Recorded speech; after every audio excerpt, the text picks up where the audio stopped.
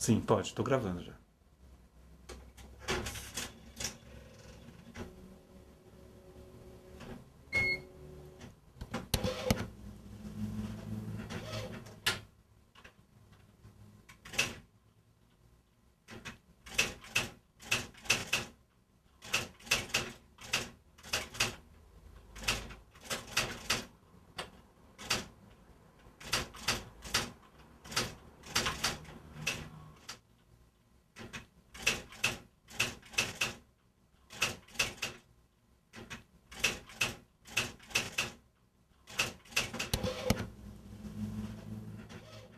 Quando comecei a gravar este documentário, eu já pensava em editar a abertura usando o som do Wilson Martins trabalhando em sua máquina de escrever.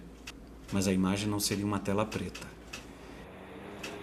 Eu imaginava uma manhã em Curitiba ou Nova York, fotografando a cidade através da janela de um táxi, tendo Wilson Martins ao meu lado.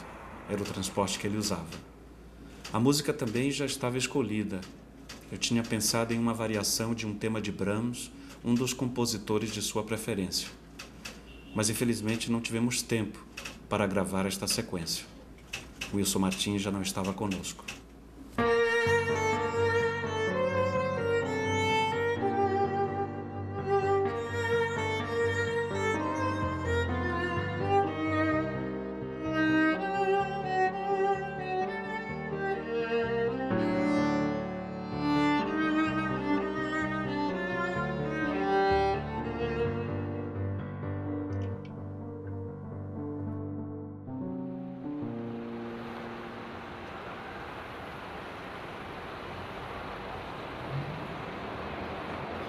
Eu assino o nome no crédito Wilson Martins. Isso. Certo?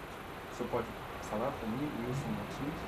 Wilson Martins, E o crédito que eu coloco, crítico literário? crítico literário do jornal O Globo. Este foi o meu primeiro encontro com Wilson Martins. Eu fui ao seu apartamento gravar uma entrevista sobre o poeta H. Dobal. Era o primeiro documentário desta série sobre escritores brasileiros que a gente realiza na Trinca Filmes. O senhor quer colocar mais alguma coisa? Eu vou lhe pedir permissão só para ajustar o... Em nosso segundo encontro, gravei um depoimento sobre o escritor Ariano Suassuna.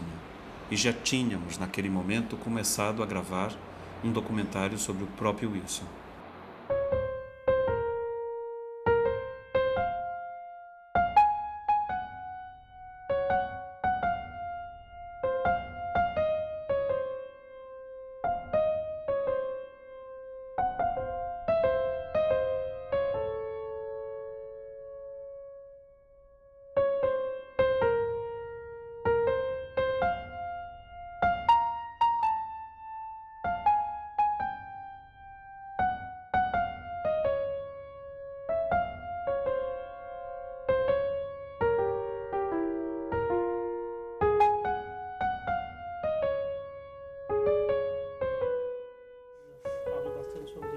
Hoje eu estava dando uma espiadinha só para... Mas leia a dedicatória dele, ele teve no hospital não sei quanto tempo. A dedicatória a você ou A minha. Convidei o Miguel para nos ajudar na gravação da entrevista principal com o Wilson. A equipe era pequena. Eu, Gardênia e o meu irmão Marvin. Começamos ali um convívio de quase 10 anos antes desta montagem que vocês assistem. Você bateu a foto? Bateu. Tá com você. Tá, Fica à vontade. Fica aqui, tá direto. Quando você vai escrever sobre um tema, então você começa a juntar material sobre aquele tema, buscar livros. Você desce um depoimento mais ou menos do teu dia a dia como leitor profissional, como crítico literário. Eu acho que a informação, o conhecimento da bibliografia geral, e não apenas da bibliografia daquele tema que está sendo tratado no momento, é a primeira obrigação do crítico. O crítico tem que estar bem informado, e não só sobre literatura. Um dos meus mandamentos íntimos que eu considero mais vitais, mais importantes, é o seguinte: quem conhece só literatura, não conhece nem literatura. Porque para saber literatura é preciso ter aquele substrato, aquele pano de fundo da cultura geral, do conhecimento, no caso, do conhecimento da história do Brasil, dos seus grandes homens, dos movimentos sociais e assim por diante. Então, a obrigação de se informar, e particularmente no que se refere a bibliografia, eu acho que é o primeiro mandamento do crítico. Agora, o dia a dia do crítico literário, no meu caso, pode ser chamado de noite à noite, porque eu sempre leio deitado e é um momento em que eu leio realmente as obras destinadas à crítica. E a partir desta vamos dizer, desta acumulação de ideias, de conhecimentos, eu chego a imaginar mais ou menos o artigo que vou escrever sobre tais ou tais livros, ou tais ou tais autores. Realmente eu não sei quase nunca o que vou escrever no artigo, mas dependo sempre da primeira frase, né? A primeira frase é aquela que me dá o impulso necessário. Se eu não encontrar a primeira frase, eu vou tratar de fazer outra coisa naquele dia, porque realmente vamos dizer, a abertura da sinfonia, né? Em 2011, fomos a Ponta Grossa gravar uma entrevista com Miguel Sánchez Neto. A ideia central era intercalar na montagem o depoimento do Wilson Martins com esta conversa, alinhavando também com os outros entrevistados gravados em épocas diferentes para este documentário. No final, tínhamos também à nossa frente uma variedade de texturas, de imagem e de som, por conta de termos usado diversos equipamentos ao longo da produção. O Wilson vem da escola francesa, ou seja, ele se formou numa tradição francesa anterior à década de 50, em que havia uma preocupação de que o crítico ele não devia dar conta apenas de determinadas questões teóricas, mas ele devia dar conta da produção intelectual de um país ou de uma língua. Então essa foi a ambição. O Wilson sempre dizia que era uma ambição de louco, que a ambição dele é de tentar compreender o Brasil a partir da sua produção literária e da sua produção intelectual no sentido mais amplo. Bom, eu nos momentos de delírio me considero o lobo da estepe, quer dizer, o grande solitário que não faz parte de grupo nenhum. Mas é claro que o grupo espiritual existe, né?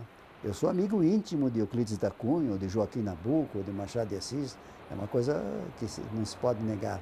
Em outras palavras, eu coloco os meus estándares, né, os meus gabaritos, num plano, vamos dizer, mais ou menos eterno, se essa palavra não for demasiada, ou permanente, de qualidade literária.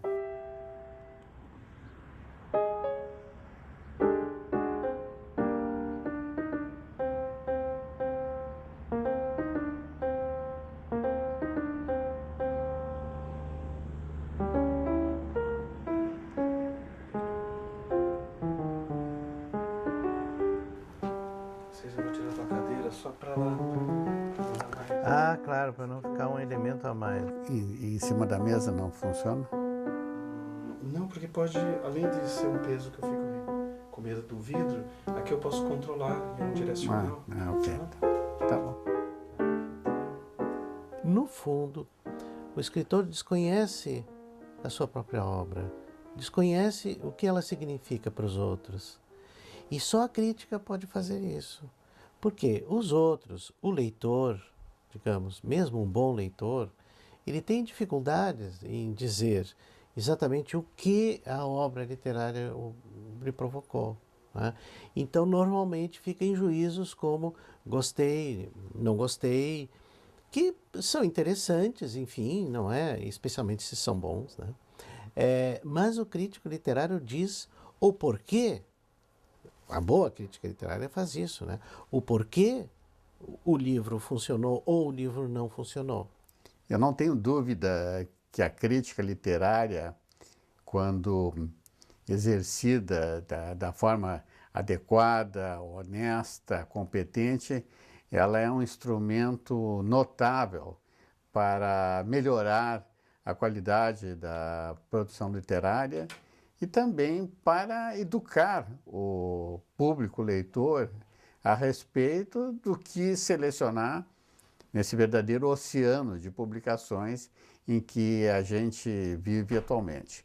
Então, o Wilson Martins consegue um equilíbrio muito interessante, mas muito interessante mesmo, entre fazer uma crítica interna da obra, mas incluir essa obra dentro de um sistema, dentro de uma tradição, dentro de uma cultura, digamos assim, né, mostrando que o escritor ele não é de hoje, ele está escrevendo hoje, mas ele está inserido numa corrente, num contínuo, né, que já tem milênios, né? Ele não é o primeiro escritor, nem será o último, né? Então isso o Wilson Martins consegue, né? Consegue essa proeza tão difícil de ser encontrada. Todo mundo identifica o crítico como uma pessoa que sente prazer em ver a coisa ruim, em achar os defeitos. Mas eu queria saber, qual é o verdadeiro prazer do crítico? O verdadeiro, no meu caso, eu falo por mim, não é? Para mim, o crítico, ao contrário do que se pensa, não é o homem que procura o joio no trigo, é o homem que procura o trigo no joio, porque não há nada mais agradável do que realmente descobrir um bom autor e um bom livro e poder fazer, então, um elogio sem nenhuma restrição, sem nenhuma reserva. E agora, a ideia de que o crítico é obrigado, ou pelo menos tem gosto, em escrever verdades impopulares, é verdadeira apenas se excluirmos essa ideia de que o crítico tem prazer nisso. Eu, pessoalmente, não tenho nenhum prazer em escrever contra um livro ou contra um autor, mas tenho o dever, sinto-me no dever de escrever, se for o caso, de fazer uma crítica desfavorável. E aí eu faço com a maior crueza, com a maior isenção, sem me preocupar muito com a repercussão que aquilo pode ter entre os leitores, entre os amigos. E no meu caso particular até ocorre uma circunstância curiosa, é que aqueles que apenas me conhecem de leitura e não pessoalmente, têm a ideia de que eu sou um velho muito ranzinza e cheio de preconceitos e assim por diante. Velho sim, eu concordo. Agora, preconceitos já é uma coisa a ser estudada, porque eu resisto, sinceramente, eu resisto por atitude pessoal a ter preconceitos e a alimentar, por exemplo, preconceitos contra autores e obras. Eu muitas vezes elogio autores de quem pessoalmente eu não gosto. E muitas vezes sou obrigado a escrever artigos relativamente desfavoráveis sobre pessoas muito agradáveis que eu conheço e assim por diante. Eu acho que o Wilson Martins ele tem uma coerência implacável. Ele diz as coisas que têm que ser ditas, não é? Agora, nem todo mundo gosta de ouvir as coisas que precisam ser ouvidas, não é? Sobretudo na área literária, que é uma área na qual pululam os egos gigantes, não é? Então, evidentemente, vai ter seus inimigos, né? É como os profetas do Antigo Testamento, né? Que diziam a verdade, doesse a quem doesse, e pagavam um preço por isso. Muitos alunos de universidade começaram a pedir o telefone dele. E eu liguei para ele um dia e falei, Wilson, eu posso passar o teu telefone? Ele falou, posso, eu escrevo num jornal. E quem escreve num jornal não pode negar a palavra para ninguém. Aquilo me comoveu muito, porque essa ideia da figura pública, do jornal como coisa pública também. Foi um grande prazer ter ido na casa dele, a gente fez uma foto dele rindo, né, de propósito, levamos na sacada, que era um pouco essa provocação. Olha, o Wilson não é esse cara sisudo, maldoso, mal amado, trancado dentro de um apartamento, tentando destruir alguém. É um cara de muito bem com a vida. E nesse dia ele disse a frase que eu já repeti 1 milhão de vezes, né, que ele diz: o crítico nunca erra, o crítico nunca se engana. Né? E eu acho isso de uma sabedoria, de uma coisa muito safa, essa frase dele, mas talvez tenha sido a melhor frase dita sobre crítica cultural em todos os tempos. Né? Foi nessa entrevista que ele disse. Eu escrevo realmente por um sistema misto, que é parte à mão e parte à máquina. Em outras palavras, eu faço uma parte do texto à mão, depois passo à máquina, continuo à mão e passo à máquina de novo, e guardo aquele primeiro rascunho, o datiloscunho, para uma revisão final, e aí sim passo a limpo tudo para mandar para o jornal. Teve um momento que quebrou o fax dele, ele pediu para eu encontrar um fax similar e comprar o fax para ele e levar até a casa dele, arrumar alguém para instalar, porque ele até o fim da vida, até 2010, ele não entrou no computador, né? Ele usou a máquina de escrever elétrica e ele enviava os artigos, né, os textos dele por fax. Então o fax foi um instrumento dele. E ele brincava, às vezes, né, com essa... Às vezes... Porque ele era de um outro tempo e ele chamava disquete de disqueta. Ele brincava, assim... Ele entendia como que... Hoje, nesse momento, nem tem mais disquete, né? Mas essa questão da internet, como que se transmite o dado pela internet, ele meio que hesitava, mas como que o meu texto, né, que eu escrevi aqui vai pela internet, então ele confiava mais no fax mesmo, né? Te dava muito trabalho? O que te causava o fato dele te mandar por fax? A gente tinha... falando de uma época da internet, as pessoas mandam por e-mail, né? Você trabalhava de uma outra forma com ele. A gente tinha medo de errar, né? Como aconteceu várias vezes, ele ligou algumas vezes muito educadamente, dizendo, olha, pediria que vocês tomassem mais cuidado, tal, porque era digitado, né? O texto era digitado lá no jornal e daí, imagina, o digitador, uma pessoa que tinha pouca instrução, errava muita coisa. Aí a gente botava o fax do lado da primeira impressão, da primeira prova e ia conferindo, né, tentando identificar ali os erros para não acontecer. Então ali veio uma história de um cuidado muito grande com o Wilson Martins, né, para não acontecer, e eu ligava para ele. Né? Ele já sabia o dia do fechamento, daí eu ligava, perguntava, Wilson, é assim mesmo? Tal, fiquei numa dúvida aqui numa frase, às vezes ele dizia, pode acrescentar, né, isso ou aquilo, um pronome, um advérbio. No Brasil, havia e ainda continua havendo um esporte no meio literário, que é o esporte falar mal do Wilson Martins, né? Em todos os lugares que a gente vai, que a gente ia, sempre tem alguém para falar mal do Wilson Martins, geralmente alguém que recebeu uma avaliação negativa de algum livro que acaba falando mal do Wilson Martins. E eu mesmo cheguei a falar mal do Wilson Martins antes de conhecê-lo pessoalmente. Eu não concordava com as opiniões que ele tinha sobre poesia contemporânea, principalmente as opiniões que ele tinha sobre o Paulo Leminski. E então, antes de conhecer o Wilson Martins, eu já li os seus artigos, utilizava alguns dos seus livros, mas sempre com um olhar crítico. Mas quando, a partir de 1994, eu já fazendo crítica literária militante, o que quero dizer com crítica literária militante? Aquela crítica literária semanal que a gente faz nos jornais.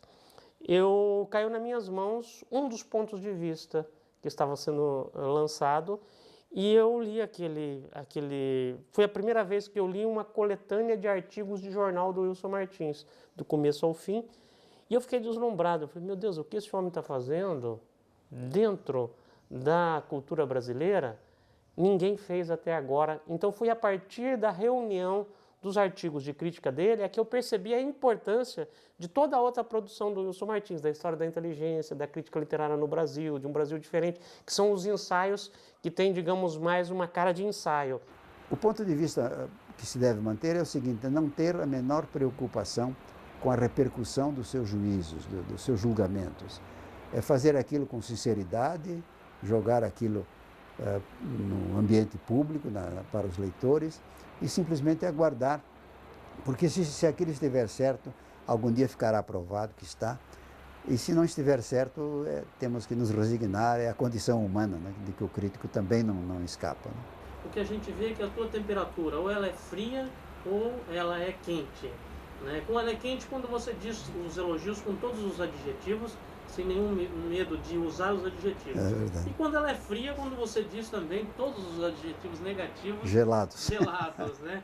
Eu queria que você falasse um pouco sobre crítica e temperatura. É que eu nunca fico em cima do muro, realmente. Né? Eu me comprometo. Se há alguma coisa que possa ser elogiada na minha crítica, é que é uma crítica comprometida pessoalmente. Eu me comprometo com os meus julgamentos. De forma que, quando se trata de elogiar, eu acho que faz parte até de uma certa nobreza do ofício, elogiar sem reservas, né? Dizer este aqui é um grande escritor, um grande livro, assim por diante. Mas também quando se trata de uma crítica desfavorável, é um dever moral dizer que aquele livro não é tão bom por isto e por aquilo. Entre parênteses, não basta dizer que o livro é bom ou mau, né? É preciso dizer por que aquele livro é bom ou mau. E quando se trata de um livro que não me agrada, como crítico literário, eu tenho que expor as minhas razões. E também com franqueza. Porque eu já cheguei, depois de tantos anos de trabalho, eu cheguei a uma conclusão curiosa. É que a crítica, vamos dizer, medianamente desfavorável, desagrada da mesma maneira que a crítica inteiramente desfavorável. Então, para não correr esse risco apenas pela meia-verdade, é melhor correr pela verdade inteira. Porque realmente uma crítica desfavorável, pelos meus cálculos científicos, desagrada em cada semana, vamos dizer, uma média de 15 a 20 pessoas, que é o próprio autor, os seus amigos, a sua família e assim por diante, e os outros críticos que por acaso já elogiaram aquele livro.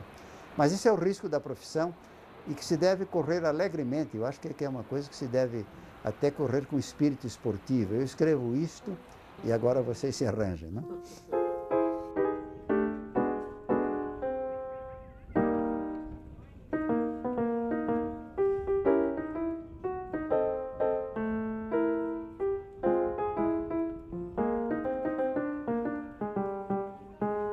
Posso, nesse momento, na montagem, sim, pode tirar, cortar para ele trabalhando.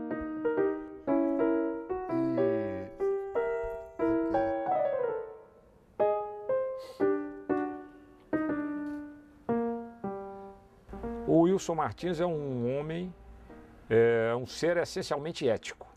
Toda a crítica dele é ditada por um princípio ético. Ele não se deixa levar por amizades, ele não se deixa tomar por nenhum gesto que não seja o exame frio do texto. Entende? Então ele vai construindo, a impressão que eu tenho é que ele não se importa muito com o que dizem e escrevem sobre ele.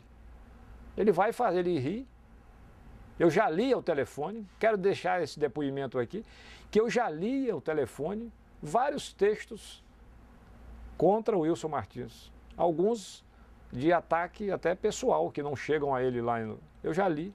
E ele, a atitude dele não muda o tom na conversa no telefone, ele ri. E diz, às vezes ele faz, o único comentário que ele faz assim, o camarada está brabo. Olha, o caso do Wilson é um caso único na literatura ocidental. Acho que não existe em país nenhum, que eu saiba, um crítico que tenha durante 60 anos escrito sistematicamente, dando uma cobertura do que é a cultura do seu tempo. Aliás, um detalhe, o Wilson não faz só crítica de literatura. A história da inteligência brasileira dele é uma história da cultura brasileira. Ele trata de livros que extrapolam a literatura. Portanto, é uma atividade muito mais ampla, o que pode até reverter num problema maior, porque ele vai ter mais desafetos, né? Ele está contestando, está mexendo com vários assuntos problemáticos. E há uma coisa que eu diria, há um enfoque errado a respeito dele, que eu espero que um dia seja sanado de uma vez por todas. A minha geração se acostumou muito com esses três grandes críticos, que eram o Antônio Cândido, o Afrânio Coutinho e o Wilson Martins. Detalhe, o Antônio Cândido, que é uma pessoa notável, fez crítica realmente só durante uns 2 ou 3 anos. É um ensaísta, é um historiador, não é crítico, quanto mais, né? O Afrânio Coutinho nunca fez crítica, na verdade, fez crítica da crítica. Fazia a metacrítica. E o Wilson é o único que fez sistematicamente esse trabalho. É muito superior ao trabalho de Álvaro Lins, de Alceu Moroso Lima. Portanto, ele está mais exposto. Esse é o fato, ele está mais exposto. E essa é a grande virtude dele também.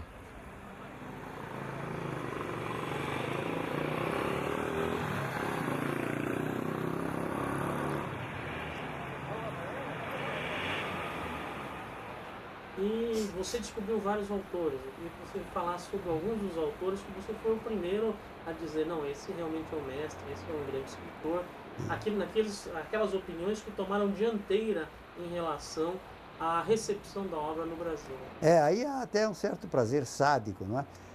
Você perceber que um autor foi desconhecido ou foi mal interpretado e de repente poder escrever, não, isso não é assim, este homem é um grande escritor, ou um homem completamente desconhecido que realmente apareceu e ninguém prestou atenção. Por exemplo, o José J. Veiga. Eu fui talvez o primeiro crítico, ou o primeiro crítico num grande jornal, que era o Estado de São Paulo, a escrever um artigo extremamente favorável sobre os cavalinhos de Platiplanto. E a partir desse momento, então, praticamente todo mundo começou a achar que de fato era um grande livro e que ele era um grande contista. Outro dia, numa declaração até aos jornalistas, o Moacir Scliar declarou isso, que quando saiu o seu primeiro livro e que estava sendo absolutamente ignorado, eu escrevi um grande elogio no Estado de São Paulo, nesse tempo o jornal onde eu escrevia. e um elogio desinibido, realmente favorável ao livro, e tentando identificar aquele tipo de humor que o Moacir Scliar introduz nos seus contos e assim por diante. E ele declarou há pouco tempo aos jornalistas o seguinte, que foi uma surpresa extraordinária que ele recebeu por ter sido elogiado por um crítico não só completamente desconhecido, não era amigo dele nem de longe, nem de nome, num grande jornal brasileiro, que era o Estado de São Paulo, de forma que ele recortou aquilo e guardou no bolso do paletó e andava pela cidade e de vez em quando consultava aqueles elogios para ver se realmente era verdade, né?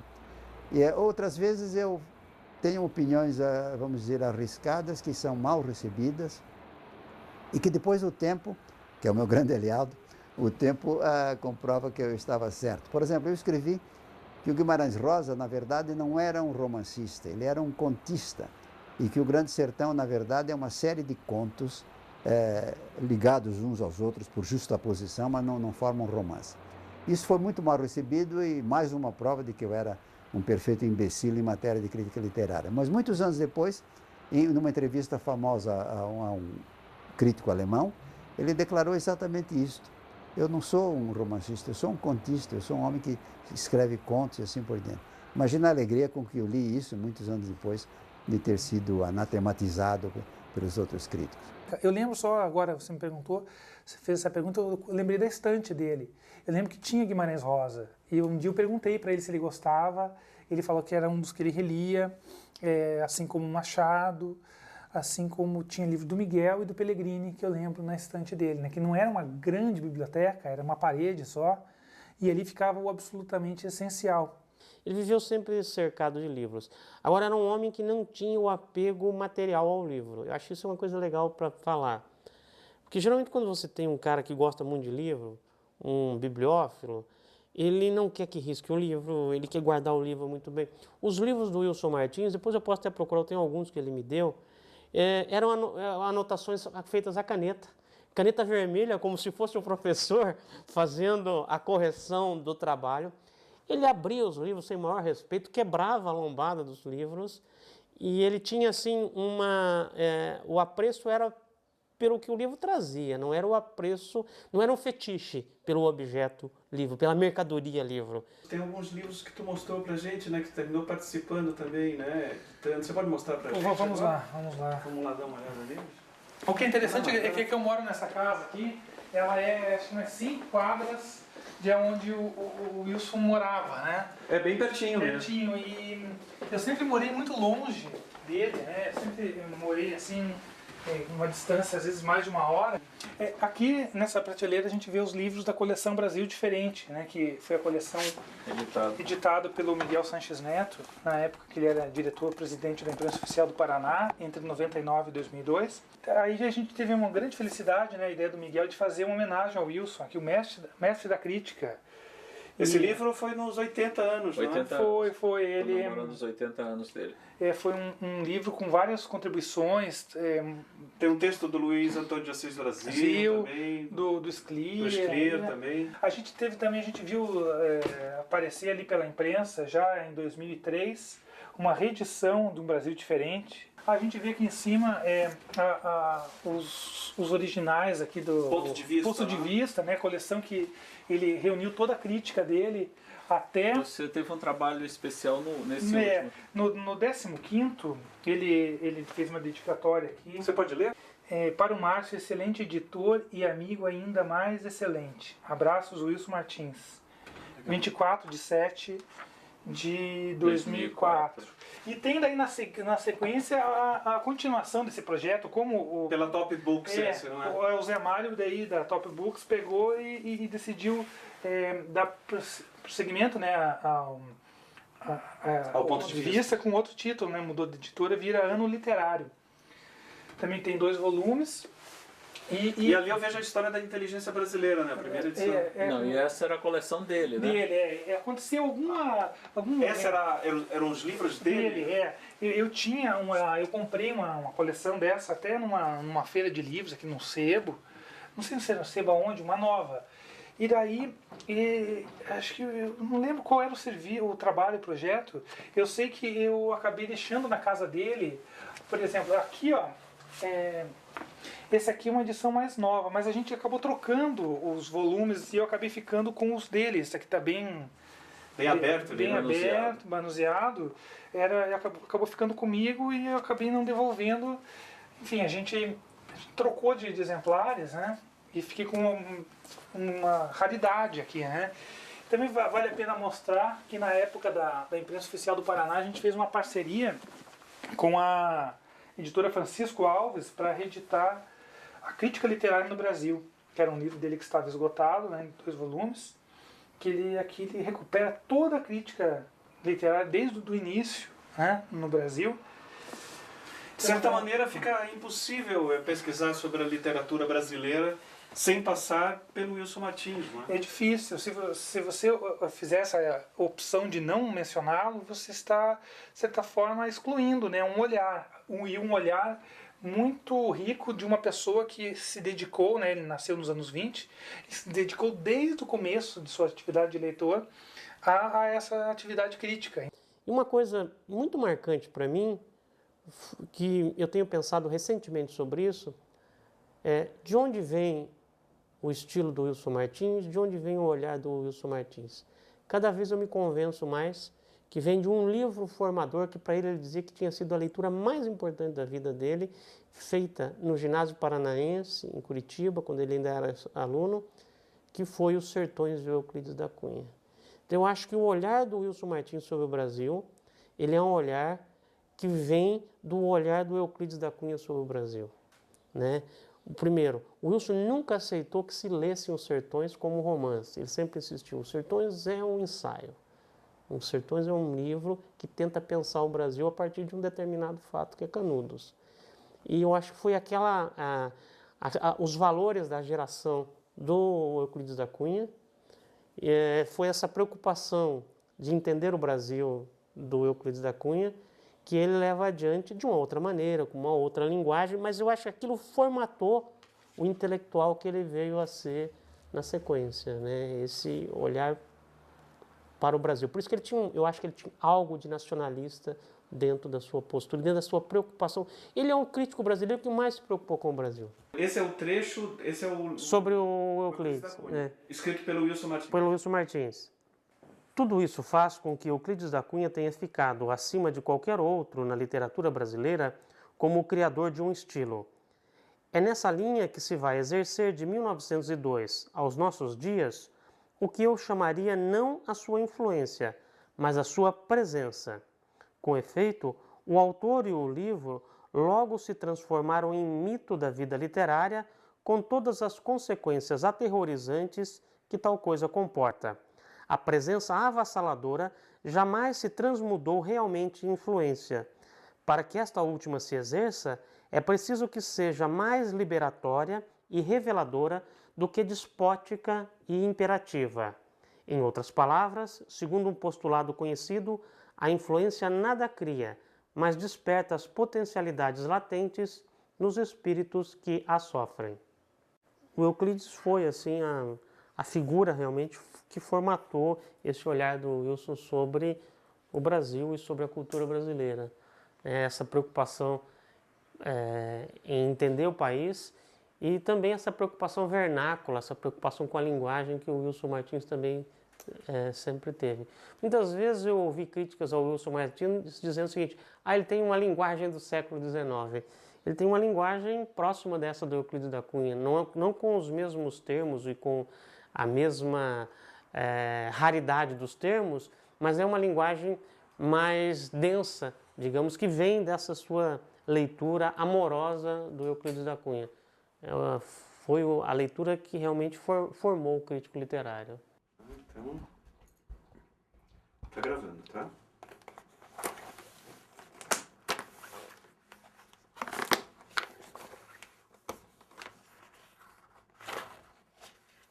Esta foto foi tirada na Praça Osório, em Curitiba, em 2006, durante a Feira do Livro, na qual eu fui homenageado porque deram a uma das ruas da feira o meu nome. Estou aqui em companhia da minha mulher, Ani, e do meu amigo Eduardo Rocha Virmonde.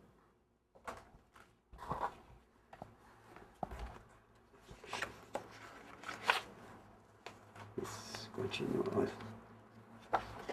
Rua Wilson Martins. Aqui mesmo em Curitiba? Aqui mesmo em Curitiba. Aqui estou durante o Congresso Latino-Americano de Literatura em São Paulo, sendo cumprimentado no momento que recebia o prêmio justamente de melhor crítico literário de 1972. Aqui só tem cara dele. Aqui, vamos ver. Essa é uma foto mais antiga, na qual eu estou cercado pelos meus estudantes da Universidade de Wisconsin, nos Estados Unidos.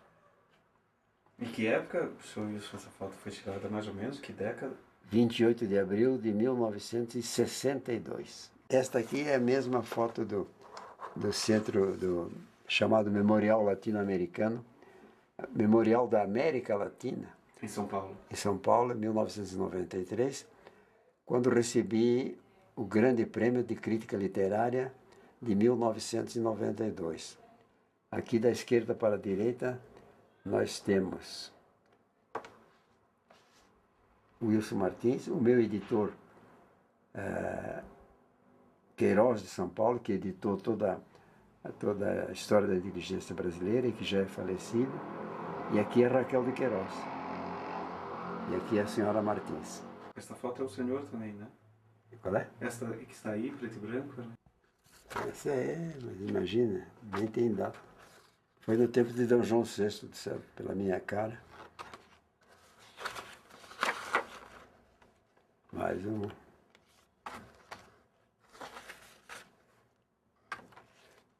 Aqui está. O Wilson Martins, ao lado do carvão pintado pelo Guido Viaro. O nome do pintor. O nome do pintor. Aqui é na Universidade de Nova York, durante uma reunião em que eu estou ao lado da diretora do Departamento de Espanhol em Português, chamada Helena Anderson. Isso em 87. Esse, de novo, cumprimentado durante a cerimônia na Universidade de Nova York. Eu estou sendo cumprimentado pelo professor Warren, que já faleceu. Isso no gabinete do presidente da universidade.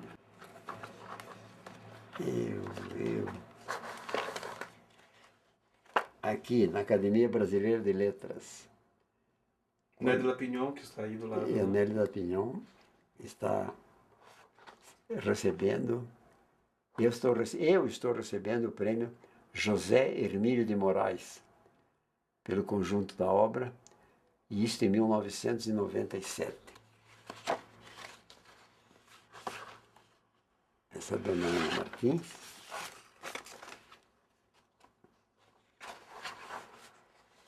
Eu e a dona Ana Martins, num jantar em Atenas, na Grécia, em 1978. Esse aqui é um casal muito conhecido internacionalmente.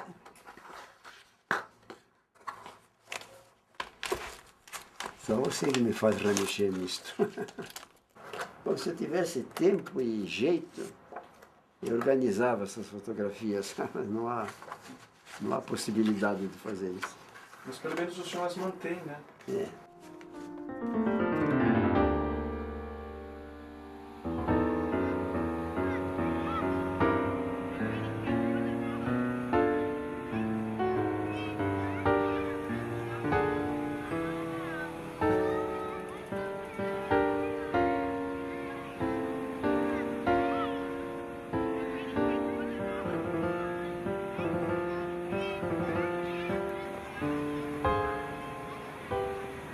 Como foi o seu primeiro encontro com Wilson Martins, ainda como um aluno? Quer dizer, eu queria lembrar um pouquinho desse primeiro encontro com ele. muito bem. Eu lembro muito bem o primeiro encontro com o Wilson, que tinha uma presença muito impressionante, né? Isso foi em 1977. Então eu entrei e tinha um escritório aí ocupando a maior parte do escritório, com prateleiras de livros do solo até o teto. Todos com livros arranjados com uma perfeição extraordinária. Depois eu descobri que estavam organizados cronologicamente por país e por língua, que já devia ser uma sorte de revelação sobre a personalidade, sobre a mentalidade do Wilson. Ele sentava atrás e não se levantava, porque era incapaz, né? Por causa do seu defeito físico. E me convidou para entrar e tomar um assento. Ele estava lá com um livro na mão. Quando abri a porta, estava lendo. Então, sempre que eu fui para falar com ele, tinha um livro na mão. E era um livro que ele pegava das prateleiras. Agora, eu sei perfeitamente bem que ele já tinha lido aquele livro pelo menos uma vez. Que ele, sem dúvida, já tinha escrito alguma coisa importante sobre aquele livro. Mas aí estava, no maior fôlego, né, descansando, lendo um livro. O que para mim dizia, depois de conhecê-lo por algum tempo, que ele não era um crítico literário por obrigação, nem para ganhar a vida, mas era o amor dele. Quer dizer, ele tinha uma paixão entranhável pela literatura, em todas as suas formas.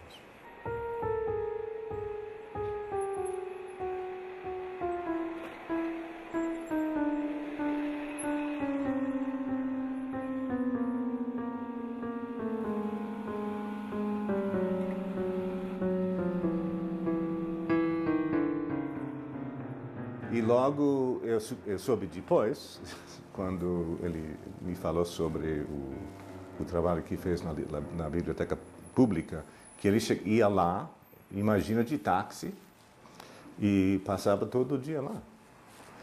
Eu não sei quantas horas ele trabalhava semanalmente, 40, 50, quer dizer, era um homem, eu não diria, como dizemos em inglês, a workaholic, mas ele era um homem muito teimoso. Ele, por exemplo, quando ele ensinava, ele tinha uma carpeta com páginas de notas. E ele lia, não improvisava. Lia, mas como conhecia a matéria tão bem, era como se improvisasse, entendeu? Então, era um jeito... Mas isso também dá a impressão de ser uma coisa um pouco antipática, mas no fundo não era. Porque ele estava sempre procurando manter contato com o aluno. E, por superior que ele fosse nos seus conhecimentos, eu sempre tinha a impressão de que ele me tratava como um igual. Ele não ensinava tanto como que compartilhava o seu entusiasmo e os seus conhecimentos sobre a literatura. E, então, o único requerimento do aluno para ter êxito e sucesso na aula dele era também ter esse interesse. E as aulas eram ministradas em português ou em inglês? Em português. E nesse período é que tive então o tempo oferecido pela universidade para poder estudar e escrever a história da inteligência brasileira, servindo-me dos recursos fabulosos das diversas bibliotecas universitárias do país e da Universidade Pública, da Biblioteca Pública de Nova York, que tem uma biblioteca brasileira comparável à de São Paulo, se não a Nacional do Rio de Janeiro, e mais as que eu obtinha da Biblioteca do Congresso, de Washington e de outras bibliotecas estaduais, de forma que eu tive à disposição, realmente, num acaso extremamente feliz, todo o material bibliográfico de que eu precisava para fazer esse livro. A minha intenção inicial, o plano que eu não revelava a ninguém, porque senão me prendiam, me mandavam para o hospício, era ler todos os livros brasileiros, jamais publicados, desde 1500. E passei uma grande parte, mas logo verifiquei que não era possível. E ainda hoje, lendo meu livro, encontro tais e tais livros que eu não consegui ler, não achei e assim por diante. É por isso que eu digo, acho que o mundo dele era um mundo de ideias, de textos. E a história da inteligência brasileira é a prova, não é?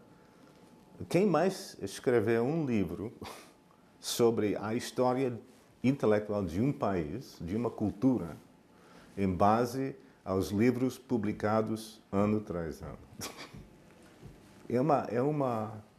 É uma ambição quase inacreditável, a ideia desse livro. Até vou contar uma história, já que hoje estamos em veia de confidências, né? Vou contar uma coisa curiosa, que quando eu estava preparando a história da inteligência brasileira, eu não me limitei a ler livros e mais livros e mais livros, embora essa fosse realmente a minha obsessão mais séria, mas eu procurei viajar por aquela parte do Brasil que eu não conhecia, porque eu precisava saber coisas absolutamente desligadas da literatura e da vida intelectual. Por exemplo, como é que as pessoas andam na rua? Falavam muito, por exemplo, no Teatro Amazonas, mas era preciso ir ver o Teatro Amazonas, não basta olhar as fotografias.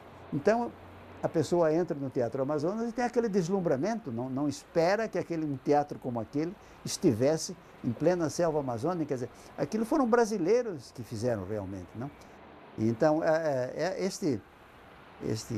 como se diz? Uma percepção física. Uma percepção física e este quadro variado de paisagens, de caras de pessoas, de maneiras de andar na rua, de conversar, reações das multidões e assim por diante. Tudo isso não tem penetração nenhuma no meu livro, mas teve em mim quando eu escrevia o livro, não? Então, essa preparação é que eu acho muito importante. Ele foi um dia à Bahia e foi recebido na Bahia pelo Jorge Amado e foram jantar num determinado restaurante. E o Jorge Amado falou, eu vou te mostrar um terreiro, eu quero te mostrar um terreiro para você conhecer como é que funcionam as religiões aqui na Bahia, tal, aqui em Salvador. E foram de carro até um determinado local em Salvador, só que era um morro muito acentuado e o Wilson não podia subir pelos problemas que ele tinha de locomoção. Então o Jorge Amado colocou no pescoço, entrou por baixo das pernas, colocou o Wilson no pescoço e subiu um morro para mostrar o que era o terreiro. E o Wilson Martins terminava essa história que ele contava para a gente dizendo o seguinte, e foi então que a crítica literária andou sobre a literatura brasileira, porque o Jorge Amado era a literatura brasileira e eu era a crítica literária. Quem é o Wilson Martins? Pelo próprio Wilson Martins, né? E falar quem você acha que você é, né? E qual é a tua família espiritual na crítica literária brasileira, na grande crítica literária brasileira, né, do século XIX e do começo do século XX? A minha vontade é responder como essa de Queiroz, né? Eu sou um pobre homem da póvoa do Varzinho, né? Eu sou um pobre homem que nasceu na Penha, em São Paulo, e fiz depois esse percurso por uma fazenda de café, depois minha família se mudou para Curitiba, e aqui então começou essa história toda de que nós falamos. E, sinceramente, olhando-me assim, na medida do possível, do lado de fora, eu não acho que tenha havido nada de extraordinário na minha carreira, a não ser essa paixão pela literatura e pela leitura, né? Num discurso que há muitos anos eu fiz em São Paulo, eu disse isso, que o crítico só deve ter uma paixão, que é a paixão literária. E, de fato, esta paixão eu tenho. Mas de um ponto de vista assim mais profissional, digamos assim, meus grandes nomes íntimos assim em matéria de crítica literária são, antes de mais nada, um francês que se chamava Albert Thibaudet, que aliás está até um pouco esquecido na França, mas que é um dos grandes críticos franceses injustiçados por estar esquecido. Agora, passando para o Brasil, passando para um momento de maior maturidade intelectual, eu acho que na formação brasileira, na crítica brasileira, o homem que ainda eu acho o mais consanguíneo comigo mesmo é José Veríssimo. Eu não sou tão pessimista, tão tenebroso como José Veríssimo, mas eu gosto muito da sua seriedade. sinceridade até um pouco maciça, um pouco chata, mas era realmente um homem que acreditava no que estava fazendo. Isso contra aquelas estrepolias do Silvio Romero, que também são muito engraçadas, muito divertidas de ler, mas a gente percebe que não tem aquele peso específico que tinha a crítica do José Veríssimo. E mais tarde, já quando eu mesmo já estava fazendo crítica, apareceu um vulto extremamente deslumbrante, que era o Álvaro Lins. O Álvaro Lins, quando veio para o Rio fazer crítica literária, foi um assombro. O Carpo o chamava de tribuno, ele era um tribuno da crítica literária, e era um homem que fazia e desfazia reputações. Uma crítica do Álvaro Lins, uma crítica semanal do Álvaro Lins no Correio da Manhã, decidia o destino de muitos escritores. E como ele estava ligado por amizade ao José Olímpio, a editora José Olímpio, que era a editora mais importante do momento, era o centro vivo da literatura brasileira, a gente pode imaginar a influência que ele teve naquele instante. Em São Paulo, porque eu não sou de admirações exclusivas, né? Mas em São Paulo eu era muito ligado, admirador de Sérgio Milliet, a quem eu substituí no Estado de São Paulo, e o Antônio Cândido, que foi a grande revelação da crítica brasileira nos anos 40, quando ele surgiu num jornal que se chamava Folha de São Paulo, eu creio, naquele tempo, e na revista Clima. Havia até uma ideia não escrita de que havia uma sucessão, né? Tristão de Ataíde, Álvaro Lins, Antônio Cândido, cada um substituindo sucessivamente os anteriores. E fora outros escritores, naturalmente, que praticavam a crítica esporadicamente, mas entre os profissionais eu acho que foram esses os que estavam mais próximos de mim. Eu conheci o Wilson ele já com uma idade bastante avançada. Portanto, eu conheci o Wilson já não estava na plenitude das suas condições físicas. Mas eu conheci o Wilson Martins ainda usando bengala, né, por conta dos seus problemas de locomoção. Ele teve paralisia infantil, ele usava uma aparelhagem de ferro nas pernas para poder andar, mas ele andava com bengala. Então eu o conheci andando de bengala. Logo em seguida, ali por 96, por aí, o Wilson Martins começou a usar muletas, mas ele ainda se locomovia de forma independente. E no final, passado algum tempo, ele foi para a cadeira de roda. Ali por 2000 mais ou menos, ele entrou em cadeira de roda, 2001 talvez, ele só se locomovia com cadeira de roda. Ele relutou muito para usar a cadeira de roda, e um dia eu tinha uma relação muito franca com ele, até ele pouco conversava sobre os problemas físicos dele, mas eu sempre provocava essa conversa sobre os problemas físicos. E você tem que começar a usar a cadeira de roda, porque senão você vai ficar muito preso, não vai conseguir mais andar. E ele disse, o dia que eu sentar numa cadeira de roda, eu vou me entregar. Ao contrário, ele começou a usar a cadeira de roda e viveu ainda 10 anos praticamente com cadeira de roda, né? Então eu acompanhei todo esse processo da bengala para a muleta, da muleta para a cadeira de roda.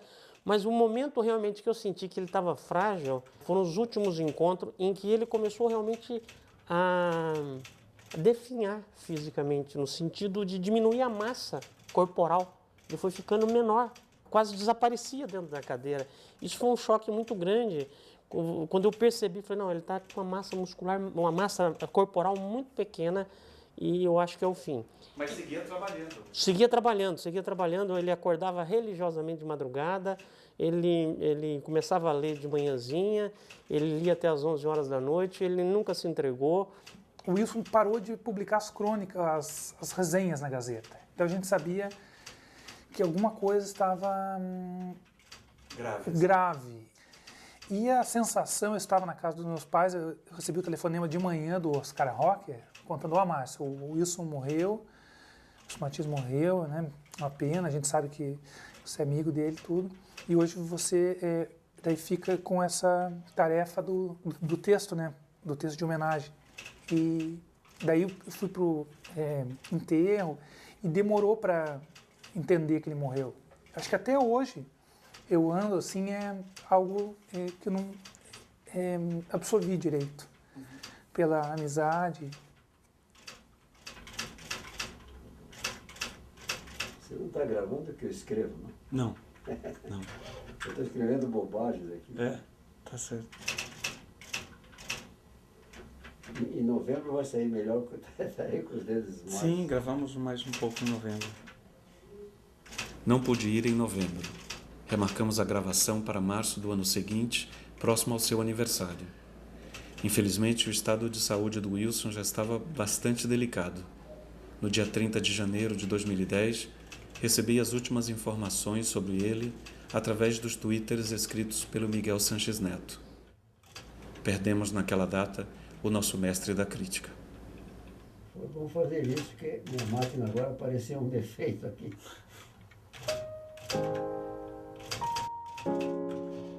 Internado no Hospital Nossa Senhora das Graças, Curitiba, em estado de coma profundo, o mestre e amigo Wilson Martins. Com coluna semanal de crítica desde a década de 1940, Wilson Martins continuou no ativa até semanas atrás.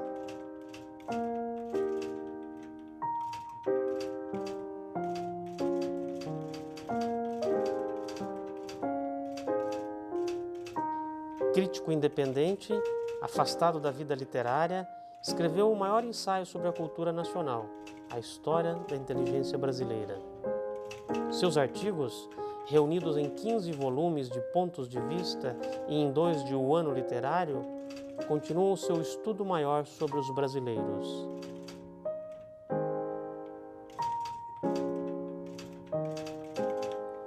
Ateu, ganhando um São Miguel, perguntou a vocação do santo. Sabendo que era o das causas difíceis, falou rindo: "É com esse mesmo que vou."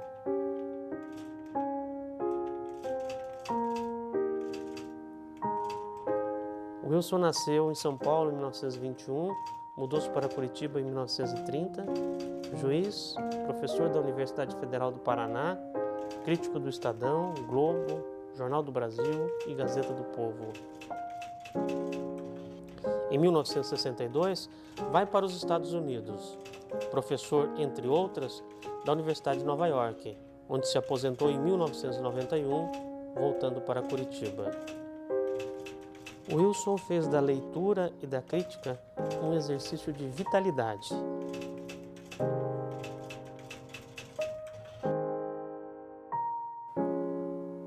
Morreu meu mestre e amigo Wilson Martins. Está sendo velado na Capela 3, cemitério luterano em Curitiba, ao lado do estádio Couto Pereira.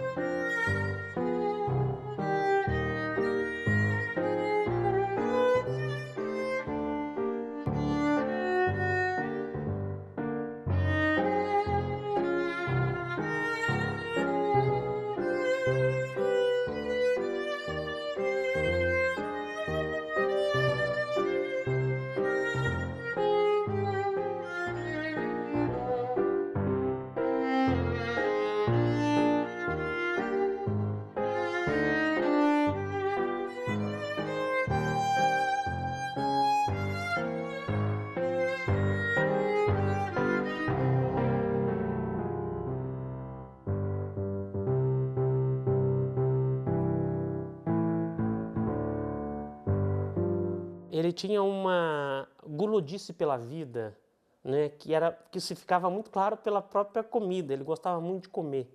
Ele gostava muito de comer. Ele tinha uma boca boa, como a gente se diz, né, para comida. E ele, nesses almoços, assim, uma das coisas assim interessantes, tem frases que a gente nunca esquece, né? Quando ele acabava, por exemplo, de comer, ele comia maravilhosamente bem, ele sempre terminava com a seguinte frase: ai, ai, ui, ui, disse o barão da Avenida Paraná, que era ele próprio, que morava na Avenida Paraná. Quer dizer, era sinal de que o restaurante era muito bom e que a comida era muito boa e que ele estava satisfeito. E ele sempre tirava porções dos pratos das pessoas da mesa. Ele sempre dizia: deixa eu experimentar um pouco esse bacalhau que você está comendo. Essa tua carne está com uma cara muito boa, me dê um pedacinho dela. Outra frase que também que eu nunca vou me esquecer, ele dizia assim: pegue um pão para mim com estas tuas lívias mãos. Que era uma brincadeira entre nós, né? Quer dizer, podia pegar com a mão a mesma comida e dar com a mão para ele. Era uma santa ceia.